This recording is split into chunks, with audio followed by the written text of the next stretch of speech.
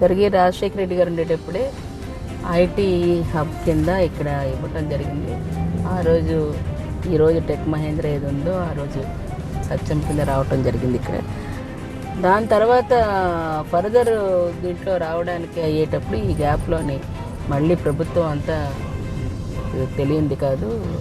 Next Telugu Desam ప్రభుత్వం రావటం, ఆ టైంలో ఒక్కటి కూడా పరిశ్రమలు కానీ ఐటీ వాటి గురించి కానీ అసలు దాన్ని పట్టించుకోకపోవటం అనేది దురదృష్టకరం. ఇప్పుడు వాటికి కావాల్సిన మౌలిక వసతులను ఏర్పాటు చేయడంతో పాటు ఈరోజు టవర్ లాంటిది, ఈరోజు ఏవైతే ఐటీ టవర్ లాంటిది 2200 కోట్లతో ప్రత్యేకించి మధురవాడ ఏరియాలోని కన్స్ట్రక్ట్ చేయడం జరుగుతుంది ఏపీఐఏసిస్ ద్వారా.